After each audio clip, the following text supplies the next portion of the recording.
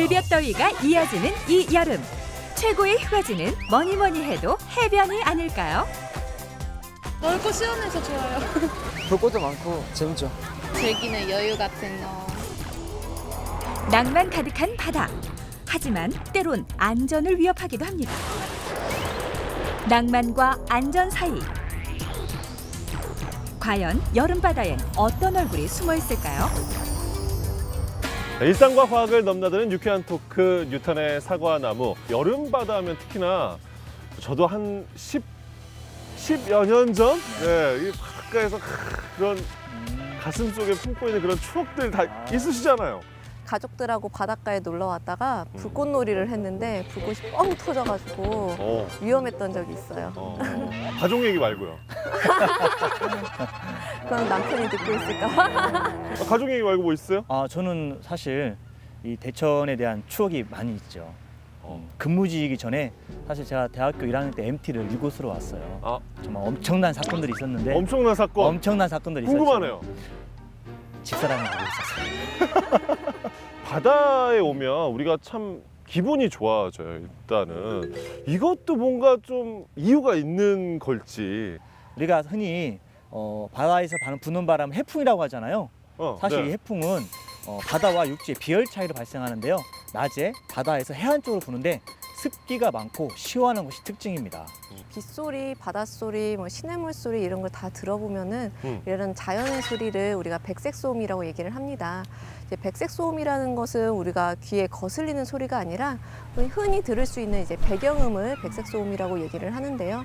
백색소음 같은 경우는 우리 마음을 편안하고 잔잔하게 해주는 이제 자율신경계에 영향을 미쳐가지고 그래서 명상이나 아니면 집중력 높이는 데 도움이 많이 됩니다. 늘 명상하고 계시네요. 좋은 바다라고 하지만 가장 걱정이 되는 게 이제 또 사고입니다. 이제 안전 사고. 또 성난 파도가 몰아치면 이게 사람은 어떻게 할 수 없잖아요. 인간의 힘으로는 사고 정말 많죠. 정말 대부분의 익사사고가 여름에 발생하기 때문에요. 여름에는 준비운동은 물속에 들어가기 전에 준비운동을 충분히 하시고요. 특히 그 안전요원들이 철수한 안전요원들이 없는 해수욕장에서 물놀이를 하실 때 주의하셔야 되는데요. 2011년도에도 속초 낙산 해수욕장에서 안전요원들이 다 철수한 상태에서 관광객 3명이 높은 파도에 휩쓸려 가지고 빠진 적이 있었습니다. 그때 제가 3명을 구조한 적이 있었어요. 누가요? 제가. 와, 대단하시네. 그래서 영광스럽게 특진을 한 사건이었습니다. 결론은 특징인가요? 네. 정말 안전요원이 없는 곳에서 네. 혹시라도 이렇게 물놀이 하시는 건 정말 위험할 가장 위험합니다. 거예요. 네. 근데 그런 일이 많이 생긴다는 거죠? 해수욕장이 시작 전과 해수욕장 끝난 후 또 야간에 음주 후에 수영을 하는 경우에 종종 그런 경우를 당할 수 있습니다. 그래서 네, 네. 특히 안전요원이 없을 때 주의를 하셔야 됩니다. 네.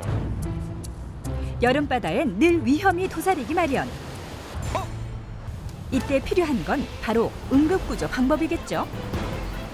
그 중에서도 심폐소생술은 필수. 혹시 제대로 알고 있으신가요? 경추 또는 척추에 물이 갈 수가 있고요. 그렇다면 올바른 심폐소생술을 배워봐야겠죠. 먼저 구조자의 의식을 확인합니다.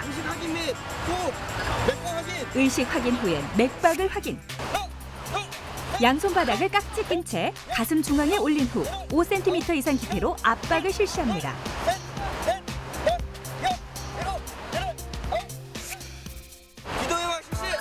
기도 개방 후엔 인공호흡을 실시합니다. 119나 또는 112 신고를 꼭 해주셔서 전문가가 올 때까지 응급처치를 해주시는 겁니다. 파도 중에 상당히 이게 높은 파도를 이한류라고 하는데 네. 이한류를 내가 뭐 어떻게 헤쳐나가야 되는 건가요? 방법이 있습니다.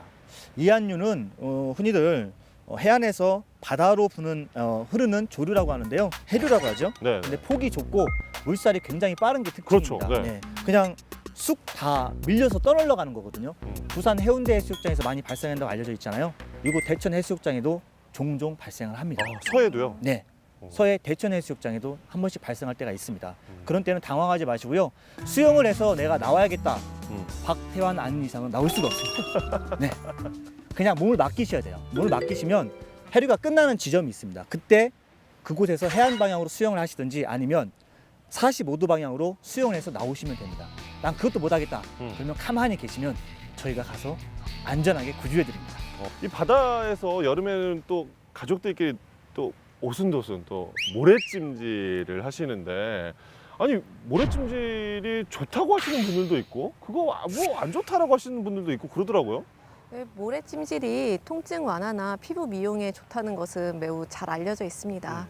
하지만 이제 뜨거운 모래찜질을 하였을 경우에는 화상을 입을 수가 있기 때문에 모래찜질을 할 때에는 얇은 옷을 입는다든지 단시간 하는 것이 제일 좋을 것 같습니다. 대천해수욕장은 다른 해수욕장하고 틀려서요. 네. 모래가 아닙니다. 이게 모래인지 다른 아시죠? 점이 있어요? 모래가 아니에요. 모래잖아요. 이게 조개가 부서져서 생긴 해안입니다. 아, 굉장히 촉감이 좋습니다. 그래서 피부에 바르지 마시고 발에 양보하세요. 네. 혹시 근무 중에 몰래 모래찜질하고 그러시는 거 아니시죠? 아, 이 조개. 아, 조개찜질? 근데 요즘에 이것 때문에 또 병원에 오시는 분들 많다고 하더라고요. 해파리.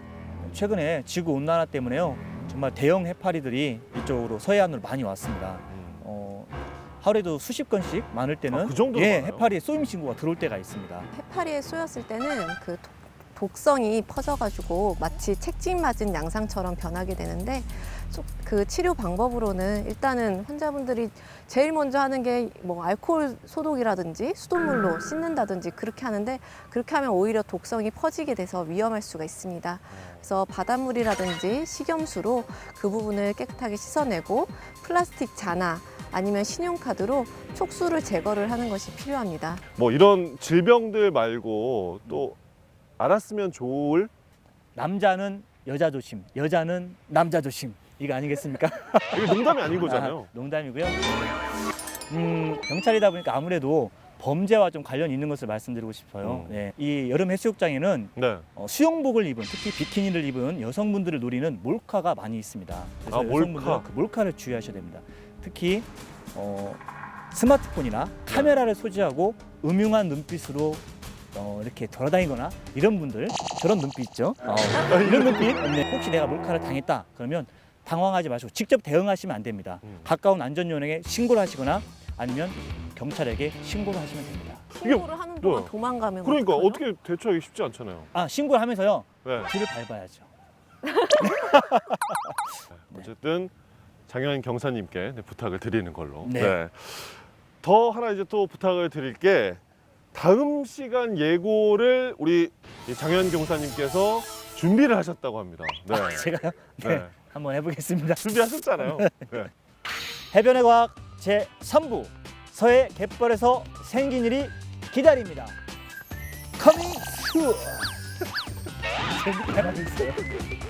밥 먹고 딱 10분 함께 하시면 여러분의 일상이 더욱 즐거워집니다. 뉴턴의 사과나무.